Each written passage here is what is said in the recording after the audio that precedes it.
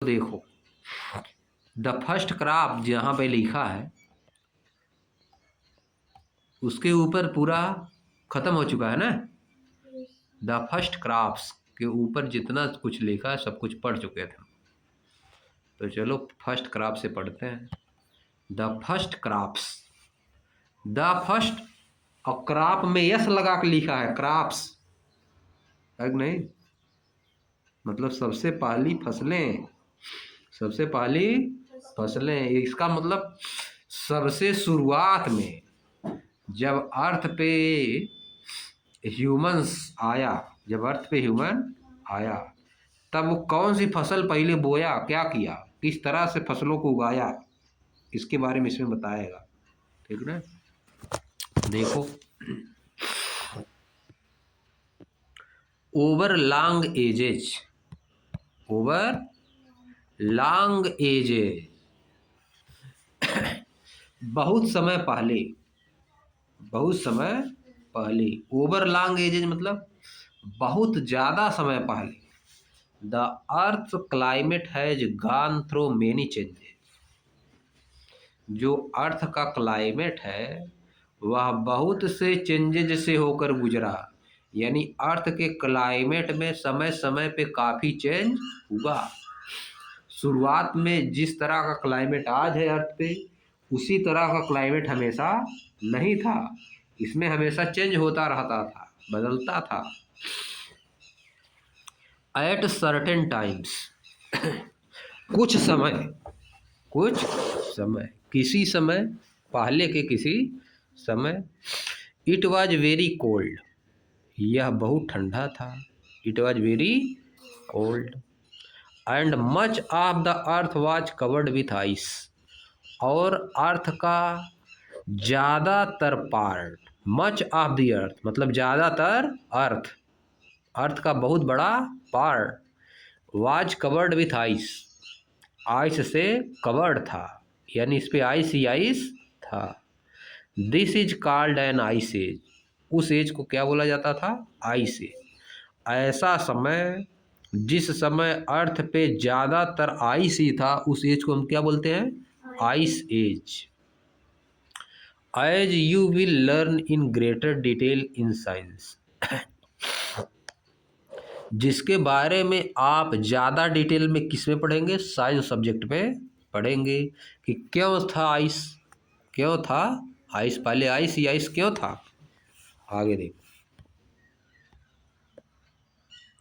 Letter बाद में, when the climate warmed up, बाद में जब क्लाइमेट गर्म हुआ, वार्म्ड अप मतलब गर्म हुआ।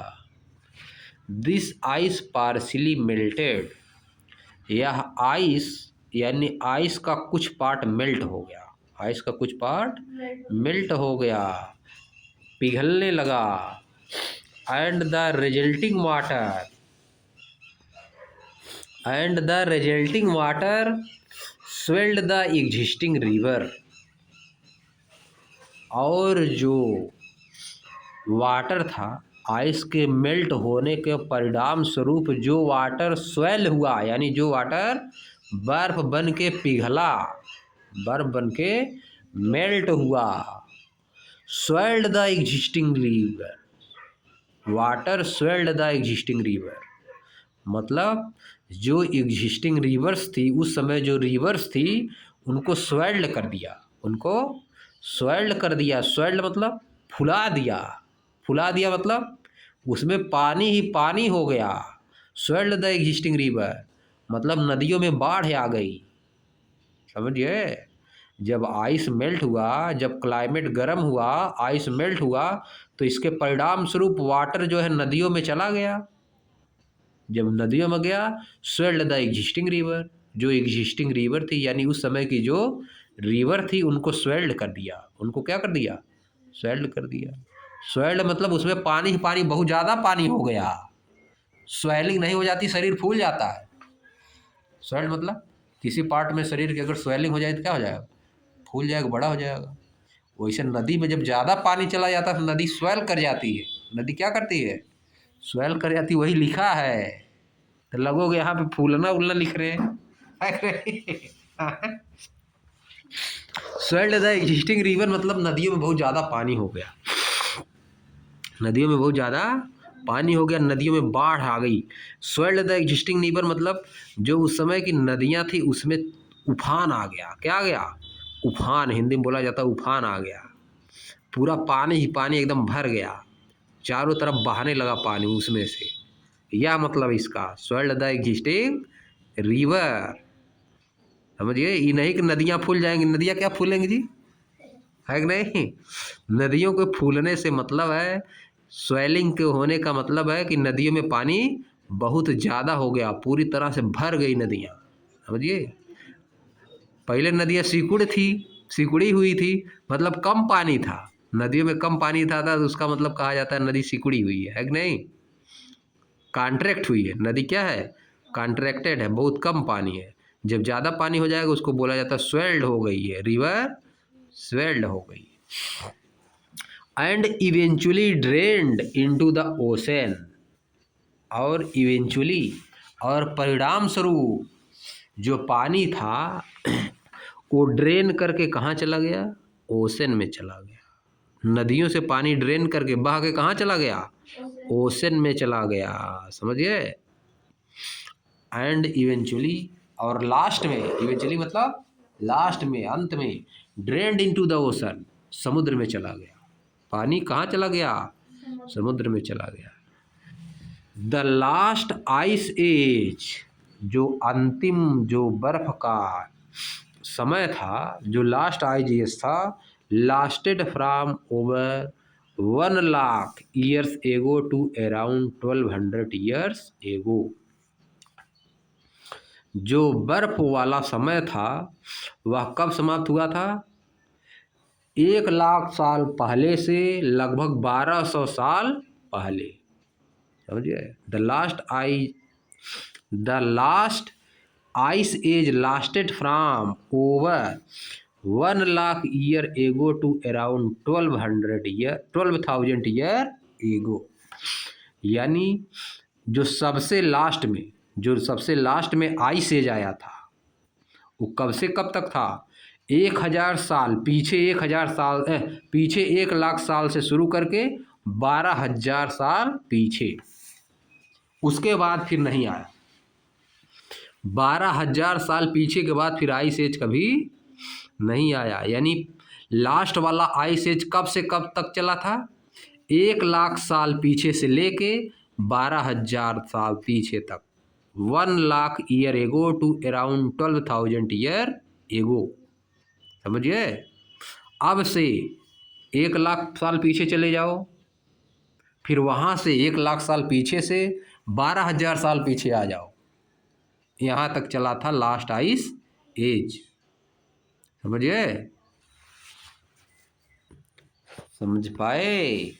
आज से चले जाओ, आज मान लो यहाँ पे है एक पॉइंट, मान लो वहाँ पे आज, वहाँ से चले जाओ 1 लाख साल पीछे, वहाँ से चले जाओ 1 लाख पीछे, अब फिर वहीं से उसी पॉइंट से 12,000 साल पीछे चले जाओ, तो कितना समय हुआ? 1 लाख में से 12,000 माइनस कर दोगे, 1 लाख में से 12,000 माइनस कर दोगे, 1 लाख में से 12,000 माइनस कर दोगे तो कितना आएगा? 88,000 आएगा। यानी अंतिम आइस, जो लास्ट आइस एज था वह कितना दिन तक चला? 88,000 साल तक चला, 88,000 साल तक चला। उसके पहले बहुत आइस एज आ चुके थे, उसके पहले बहुत आइस एज, लेकिन जो लास्ट वाला आइस एज था वो कितना साल चला? 88,000 ईयर चला। समझे? इस तरह से किया जाता है। सेंटेंस समझो इसको पढ़ के। The last ice age lasted मतलब चला, लास्टेड मतलब चला। The last ice age lasted from over 1 lakh years ago, 1 lakh साल पहले, to around 12,000 years ago, 1 lakh साल पहले से 12,000 साल पहले तक चला था लास्ट आइस एज। समझिए? Afterwards wards.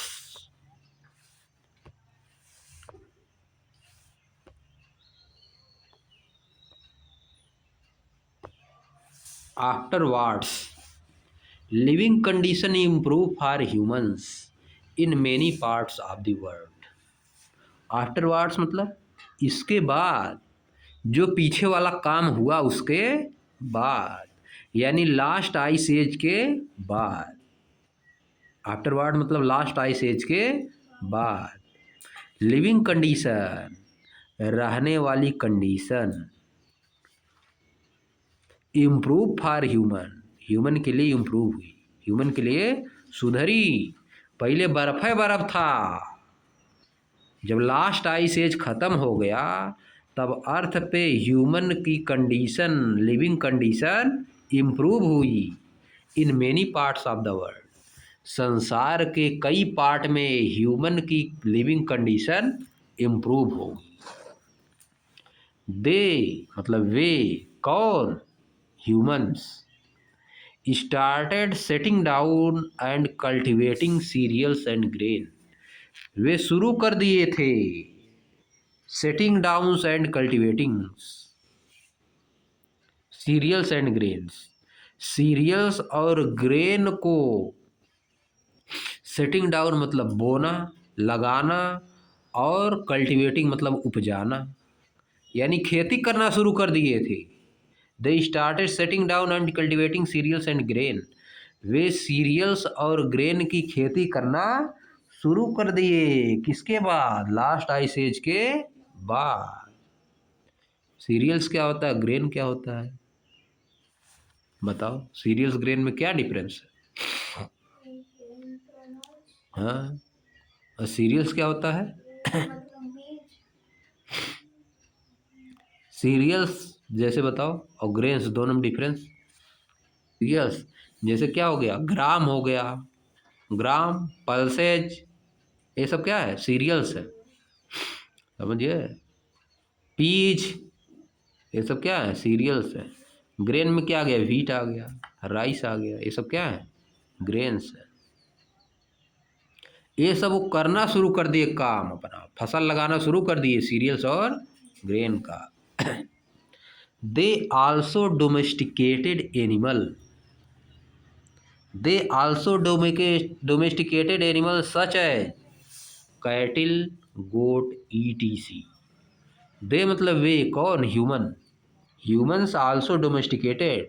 डोमेस्टिकेटेड मतलब पालना शुरू कर दिए, ये वर्ब है यहाँ पे। डोमेस्टिक एनिमल होते हैं ना, उन्हीं से बना है डोमेस्टिकेटेड।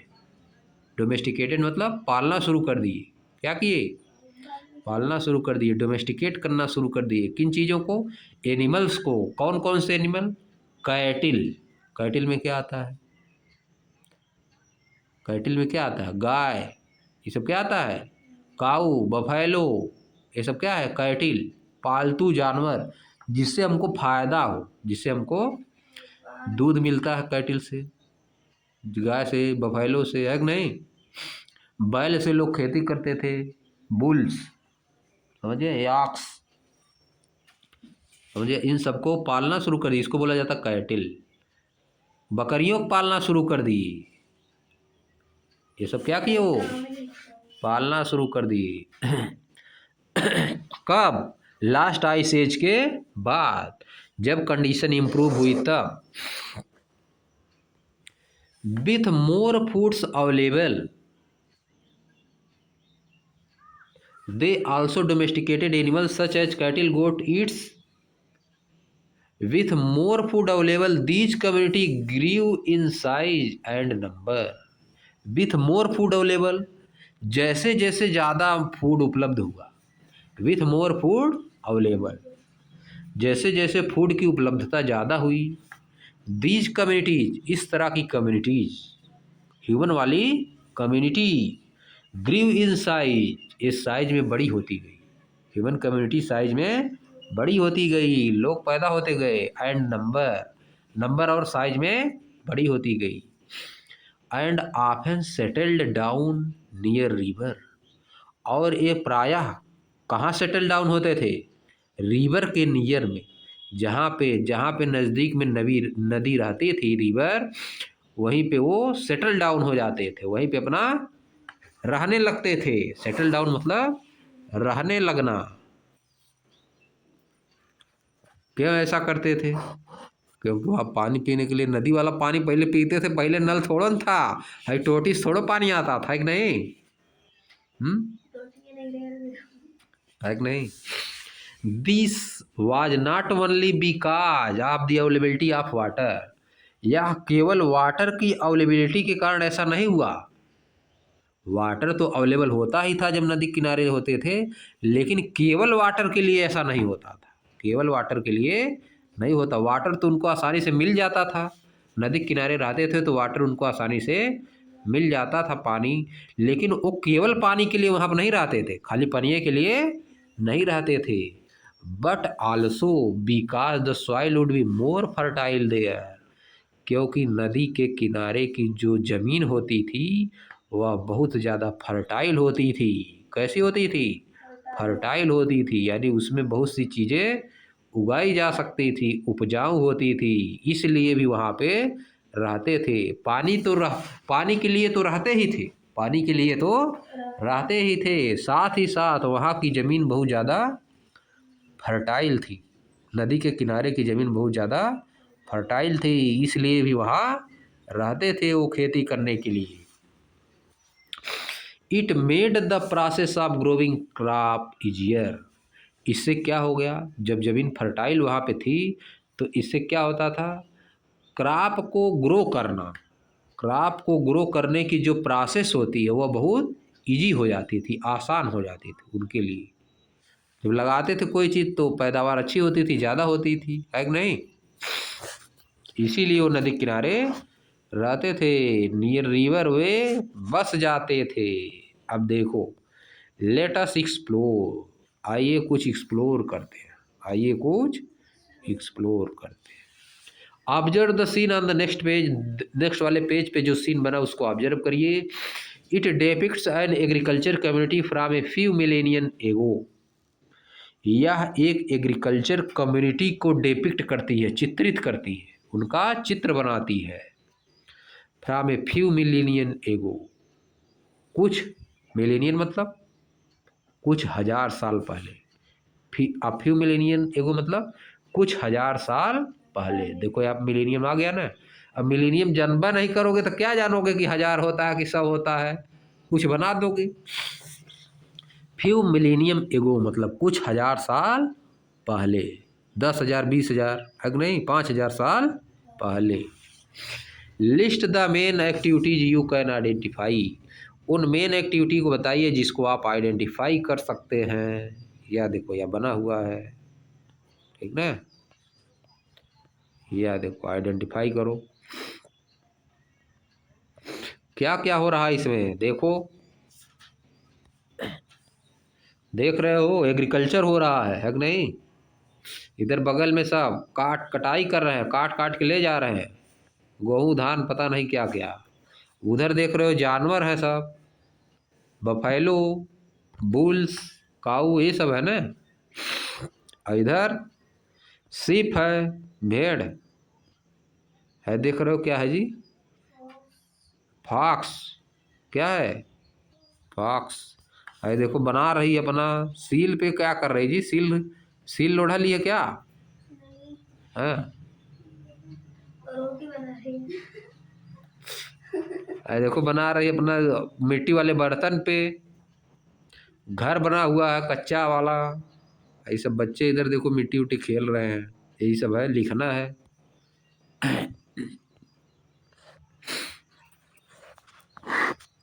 अब देखो नीचे,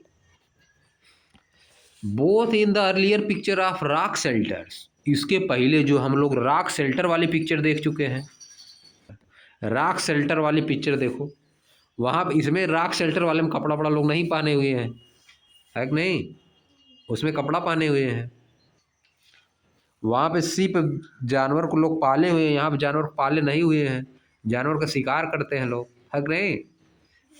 वहाँ जानवर पालते थे, यहाँ जानवर का शिकार करते थे। वहाँ पे घर बना हुआ है हाउस, यहाँ पे हाउस नहीं है, गुफाओं में लोग रहते हैं।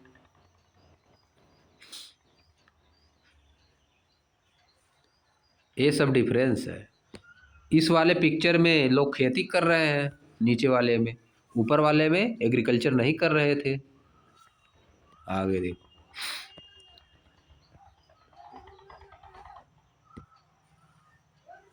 Both in the earlier picture of rock shelter and this one men and women are given certain role. Men और वोमेन को कुछ रोल दिया गया है, वे कर रहे हैं।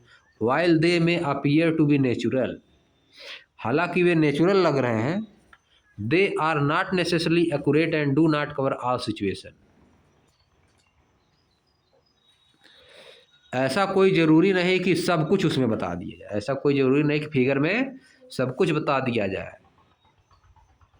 ऑल सिचुएशन को कवर नहीं कर पाएगा। फॉर इंस्टेंस, एग्जाम्पल के रूप में, इन अ रॉक शेल्टर, रॉक वाले शेल्टर में, वोमेन में have held prepare colour for painting the rock. Women जो है प्रिपेयर कर सकती है पेंट, रॉक को पेंट करने के लिए। Or may have done some of the painting, या तो कुछ पेंटिंग कर भी सकती है। इन बोथ सीन, दोनों सीन में, men may have done some of the cooking, men क्या करते हैं, कुछ कुकिंग कर रहे हैं। Or may have helped take care of children, या बच्चों की देखभाल में मदद कर रहे हैं। मेन एक काम करते थे पहले, है कि नहीं, अब तो उल्टा चल रहा है, अब तो वुमेन करती है बच्चों का देखभाल, है कि नहीं। है देखो, पहले लिखा है इसमें, इन बोथ सीन, दोनों सीन में, men may have done some of the cooking or may have help take care of children, take care कर सकते हैं, चिल्ड्रन के टेक केयर कर सकते हैं।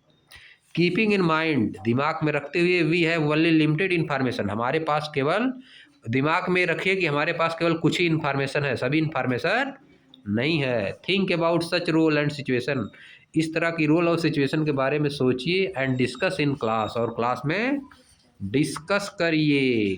समाप्त कर दे रहे हैं यहीं पे, आज बंद कर देना, कल इसके नीचे पढ़ेंगे नेक्स्ट पेज से, 72 पेज पे आज समाप्त।